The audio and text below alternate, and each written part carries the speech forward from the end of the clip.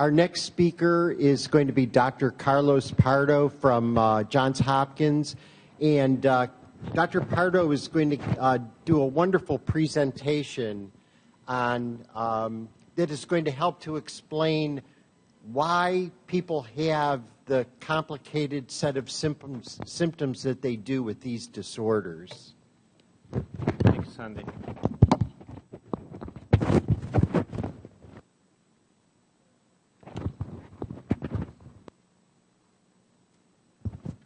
All right.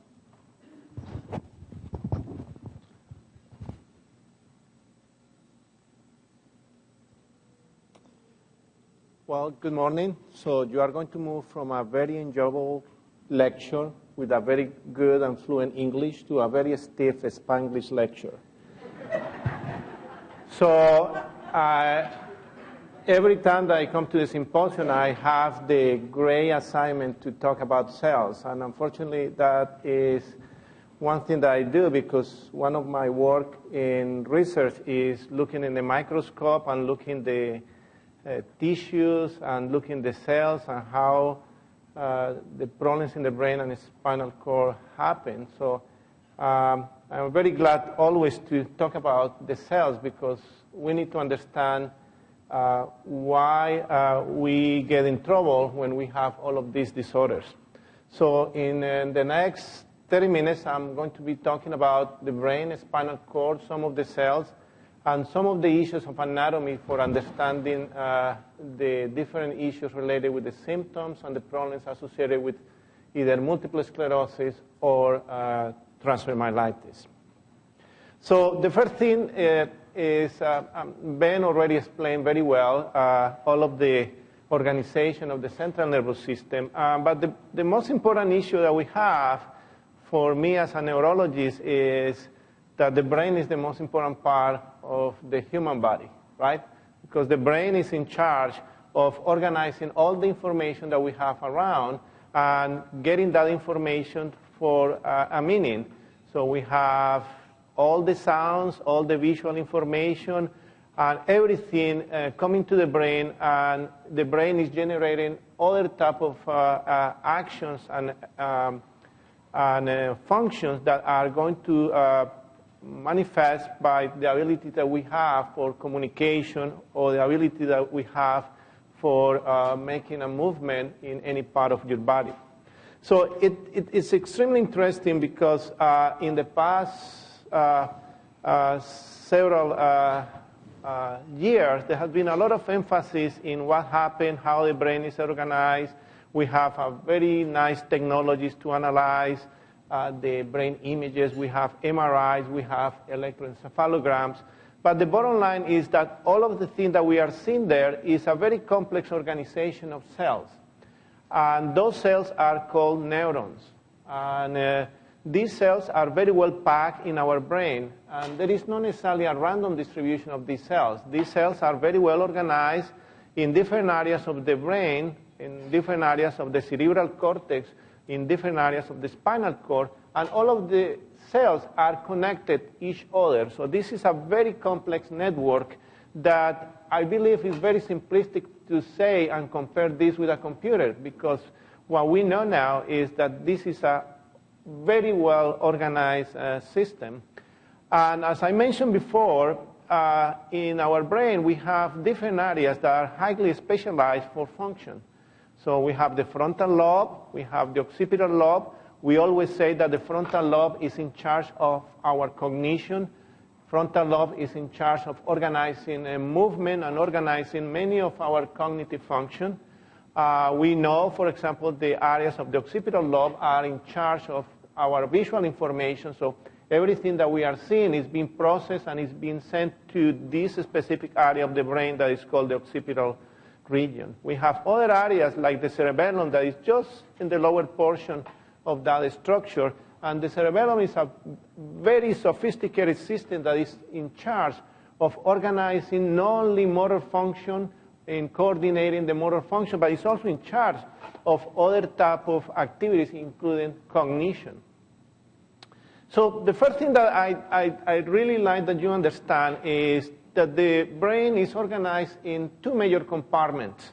compartment that we have called always the gray matter or gray matter structure. So all of these areas here represent the cortical ribbon, the cerebral cortex, in which we have the cell body of all of these cells that we call neurons. And these neurons are packed in the cerebral cortex, but these neurons may be also present in other areas of the deep gray matter structure that we call deep nuclei, like the basal ganglia or other structures inside of the brain. So all of these gray matter structures are very complex, very well organized, but the bottom line is that they are very well communicated. So the cell body is in the gray matter, and they have very long wires, as was shown by Ben, that represent the axons. And these axons are basically establishing communication from cerebral cortex and other areas of the spinal cord, or between different areas of the cerebral cortex. This is a brain MRI. The brain MRI here, the white signal here represents accumulation of fluid that we call cerebrospinal fluid. And that cerebrospinal fluid is outside of the brain and also is inside of cavities in the brain that are called ventricles. But inside, we can see again this cortical ribbon. This ribbon here that we see a little bit of a light gray is similar to this pathological specimen. And the white matter here is a little bit dark, and this is similar to what we see here. So this white matter is really an accumulation, a pack of millions and millions of wires that we call axons. So this is one of the major targets of disorders like multiple sclerosis or encephalitis or other type of inflammatory disorders. As I mentioned before, all of this activity in the cerebral cortex is very well coordinated, and this activity is generated in one cell that is the neuron.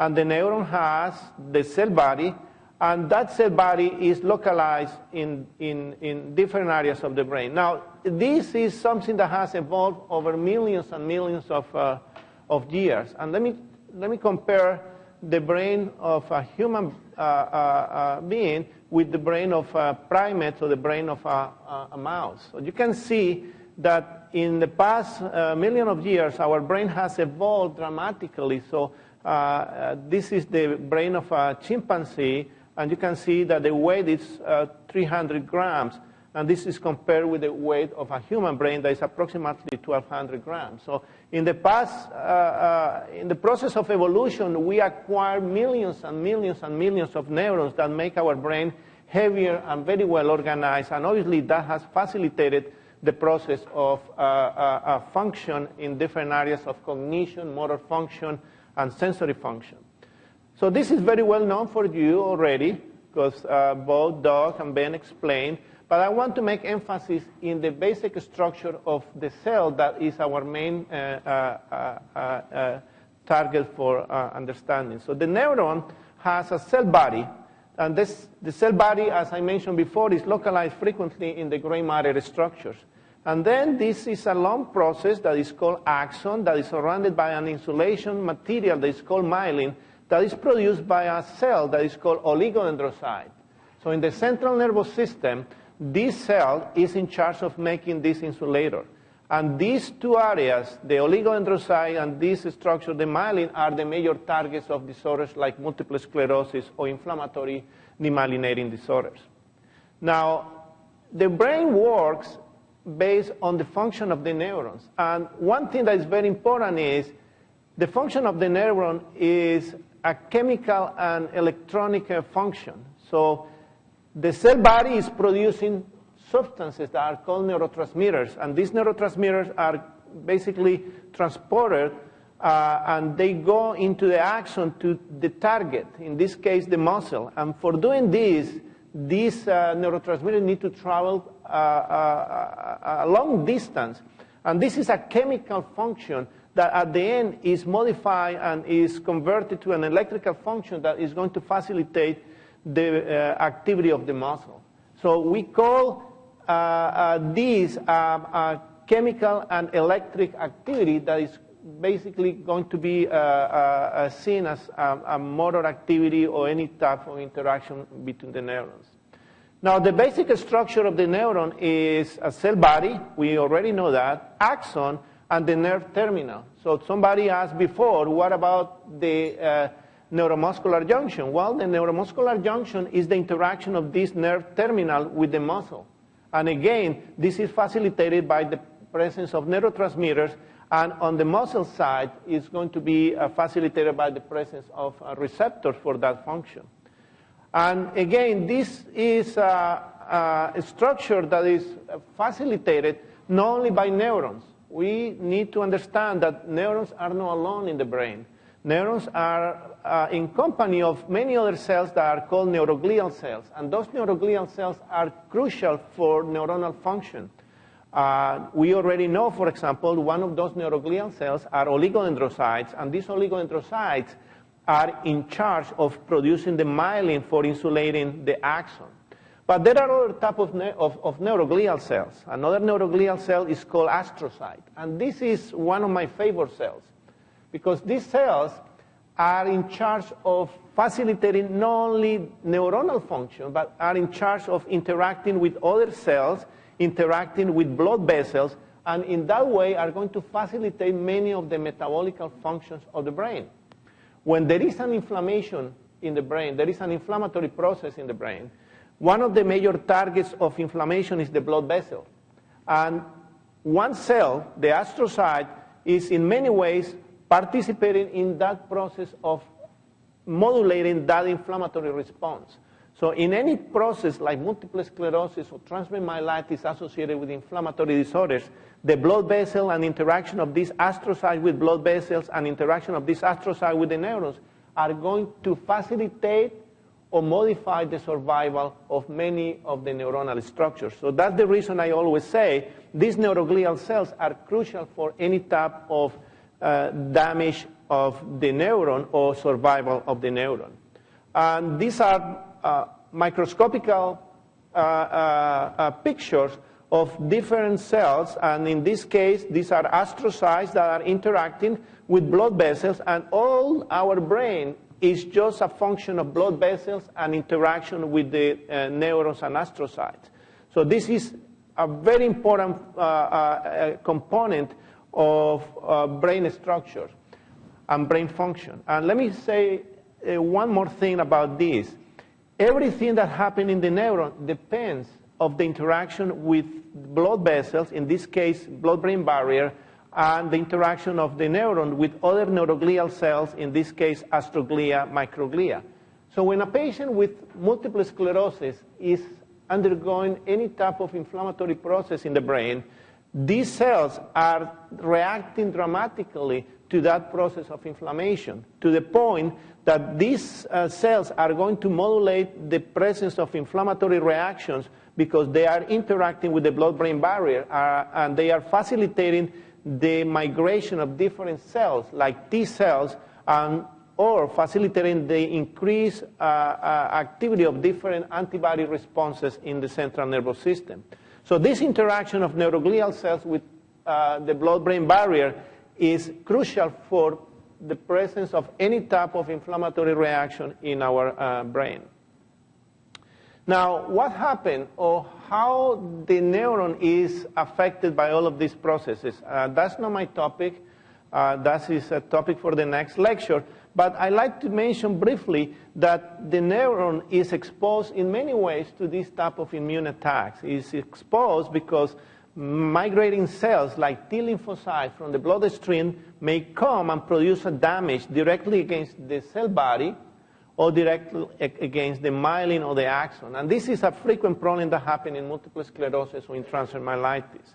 There are other components of the immune system like complement or immunoglobulins, that these are defense mechanisms that eventually may produce cross-firing against the axon, and this happens not only in multiple sclerosis, but may happen in other type of neurological disorders like inflammatory neuropathies or other type of neuroimmunological problems. So this is the basis. I mean, these are the major actors in the inflammatory process that happen in neuroimmune disorders. Now, let's go and review a little bit of the anatomy of the brain and spinal cord. And I will probably focus more in the spinal cord because one of the major issues that we are dealing here is myelitis and transverse myelitis. So the spinal cord is contained in this structure. This is a bony structure that is the spinal column. And inside we have this very well organized cord that we call a spinal cord. So this is the brain, and the brain is connected with the spinal cord through this brain structure we call brainstem. And the spinal cord is very similar in organization to the brain. In other words, there is a gray matter compartment and there is a white matter compartment. So the gray matter compartment, as compared with the brain, is inside of the spinal cord. And outside, we have the white matter structures. Let me show you this in a better diagram. So this is a cross-section of the spinal cord. The gray region here represents the gray matter. And the gray matter basically has the accumulation of the neurons. So if we have this in a topographic image, this portion is posterior, this portion is anterior. So in our spinal cord, all neurons that are in charge of motor function are localized in the anterior region of the spinal cord. And in the posterior region, we have neurons that are in charge mostly of sensory function. And what I like to emphasize is there is a lot of heterogeneity in the clinical manifestation of myelitis and damage of the spinal cord. And that's the reason many patients have diverse symptomatology, meaning there are patients that have predominantly motor dysfunction, or there are patients that have only sensory problems, but there are patients that have both. So that is what I like to review with you. So in the spinal cord, the anterior portion is in charge of motor function. The posterior area of the gray matter is in charge of sensory function. And outside, we have the white matter. So all of this structure outside represent the white matter tracts. And again, in the spinal cord, that is very well organized. So we understand that in the posterior region of the spinal cord, in the white matter tracts, there are prominently what we call ascending tracts, meaning that those are wires that are taking information from the most distal portion of your body, legs and arms, and are coming here to in the spinal cord and are going up, and they are carrying sensory information. And this sensory information is going not only in the posterior column, but is going also in other areas of the lateral columns. On the other side, we have information is coming down from the brain. And this is coming from areas that we call cerebral cortex, and areas in which there is a lot of motor information. So those are areas that send a lot of axons. Remember the wires that we were talking about before? So those wires are coming down into the spinal cord and are specifically located in those white matter tracts. So let me show that information in a better diagram now. So again, in summary, we have the gray matter in the posterior, in the anterior region of the cord that represent the motor function, and the gray matter in the posterior region of the cord that carries sensory information. And the information that is coming down predominantly in the lateral aspect of the spinal cord. And this is mostly motor information. Now, this is important because a spinal cord may be affected by demyelination. For example, demyelinating plaque may be located only and exclusively in the posterior region. So if that happens, the dysfunction that the patient is going to experience is mostly sensory dysfunction, right? But if the plaque is localized in the lateral aspect of the cord, the dysfunction is going to be mostly motor dysfunction. So that's the reason I like that you understand what is the topography of the different lesions in the spinal cord and what is the meaning for the clinical situation of a patient and how those lesions may affect the different manifestation in the spinal cord diseases. Now, let me summarize this and clarify what is going on with the motor function. So the motor function, when I'm ordering my hand to make a fist, the first action is going to happen in the motor cortex. And from the motor cortex, basically the motor cortex is telling the hand, just make a fist.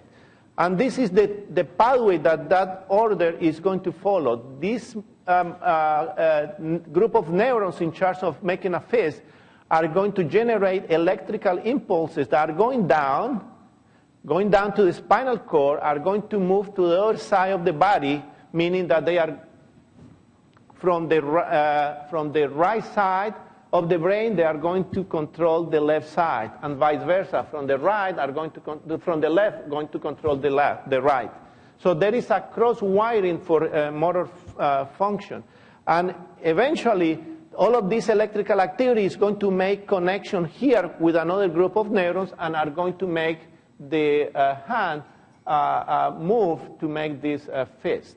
So this is a long distance for all of these group of neurotransmitters and electrical activity, and eventually this is going to be transformed in movement by the connection of these impulses with the muscle structure.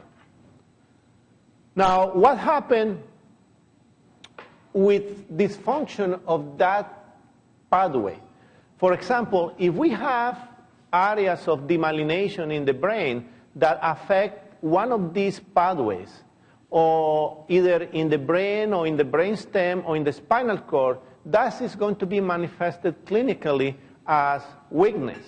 And many of you already have experienced many of the symptoms associated with dysfunction of either a spinal cord or the brain.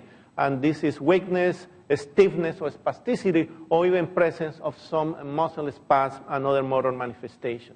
So what happened with sensory function? So the sensory function is basically what the human body is receiving from the environment outside, meaning that the sensory activity in which I'm using my hand to touch different objects, or the sensory activity that I'm using for receiving visual information, or the sensory activity that I'm using for receiving sounds. So all of that function is coming from the environment and is traveling to different structures of the brain. So let me give you an example of what happened with touch. If I'm touching this table here, so what I'm going to describe is the sensory receptors in my finger are going to send electrical information to areas of the spinal cord.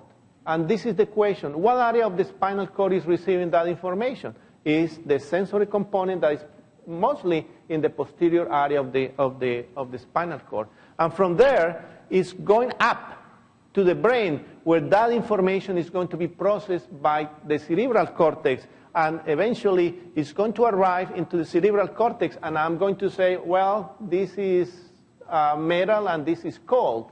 And that function is a function of our cerebral cortex that is going to analyze and process all of the information that the sensory receptors are receiving here in this physical activity.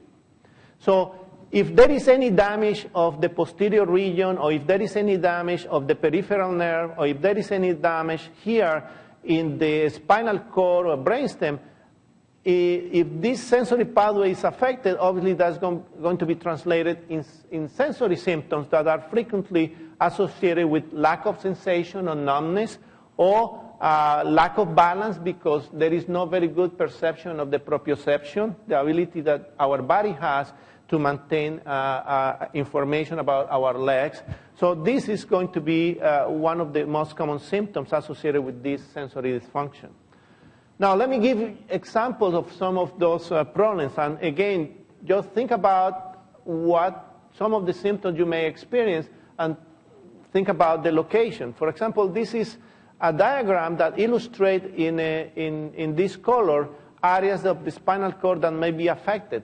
So when we have involvement of the posterior columns, these white matter tracts, one of the most frequent problems is the lack of proprioception. So our body doesn't know, or at least has difficulties to receive information from our legs. So that is a problem that is translated in lack of proprioception, and patients frequently have problems like unsteadiness and have difficulties with learning where the legs are. The patients with specific damage of this region may have very good motor function, but they don't know where the legs are, and that's the reason experience difficulties walking around. Now, if that patient has not only this posterior column involvement, but also has involvement of motor descending tracts, that is when there is going to be a combination of sensory problems with motor dysfunction, meaning weakness. Now, other specific problems that we may have is just selective involvement of motor function. For example, we have clinical situations in which the corticospinal tract, meaning the descending tracts, are specifically affected in the spinal cord. So in those patients, the sensory function is fine, but obviously the patient is going to feel weakness and is going to have difficulties with movement, basically because the information is coming from the top, from the cerebral cortex, is not going to arrive on time, or is not going to arrive at all to the muscle structure that is in charge of the motor activity. I already talked about this, and I mentioned that if we have damage of the posterior columns, we are going to have difficulties with perception of posture and difficulties with gait. Now, there are other problems, for example, in which there is combination of damage of the gray matter structure in the anterior region and the corticospinal tract. This happens frequently in a disease that is called ALS, amyotrophic lateral sclerosis, or Lou Gehrig disease, in which there is a very specific destruction of the motor neurons in the anterior region and degeneration of the descending tracts, and that is going to be manifested clinically with weakness in the lower extremities or upper extremities and degeneration of the muscle groups. Now, there is another group of problems that are very frequent in transverse myelitis. For example, in transverse myelitis, frequently we see that the damage of the inflammatory process is in the middle of the spinal cord. And this may produce a combination of problems because there is going to be damage of motor function and it's going to be damage of sensory function. In this case, patients may experience what we call weakness associated with stiffness, and may experience also presence of some sensory dysfunction, meaning that the patients are going to experience like numbness or lack of perception of temperature. So it's going to be a combination of motor dysfunction with sensory dysfunction. So what I'm trying to say here is it depends on what area of the spinal cord is affected by the inflammatory process. We are going to have the manifestation, the clinical manifestation. Let me explain about one frequent problem that we see in myelitis. We have patients that have very good motor function or may be able to function very well, but they are affected by chronic pain.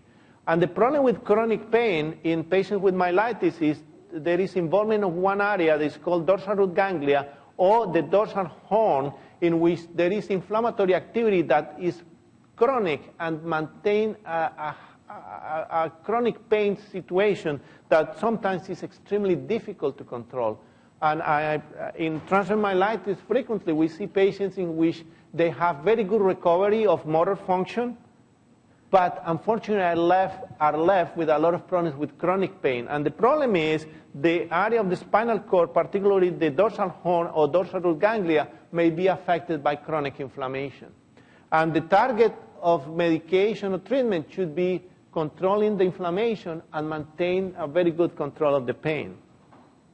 Now, let me finish my lecture with this summary. Is the topography of the lesion that define the type of symptoms. So that's the reason multiple sclerosis, transverse myelitis, and many of the neuroimmunological disorders have a wide diversity, a great diversity of symptomatology. And sometimes that is the difficult part of our effort, is try to put the pieces together and the symptoms and signs in specific patients together. And obviously we have a great help with technology, particularly with imaging of the brain, of the spinal cord. And this is examples of different problems. For example, this is a spinal cord MRI in which there is inflammation of the lower portion of the spinal cord. And in this specific patient, the main problem was weakness in lower extremities. And this is another patient with transverse myelitis. This time, the myelitis was in the cervical cord, and the problem that this patient had was predominantly in upper extremities. And in this patient that had areas of demyelination, the problem was more complex because there was a combination of different problems like cognition, language problems, as well as motor dysfunction. So in neurology, we always say that neurology is one of those real estate specialties. It depends where you are located, right? So it's very important to know exactly what are the areas of the brain or spinal cord to define what is going on in the patient. I need to acknowledge Sandy for the great effort maintaining all of these symposiums every other year, and the people of the Transverse Myelitis Association that keep us alive doing research and doing our clinical activities. And thanks so much for coming.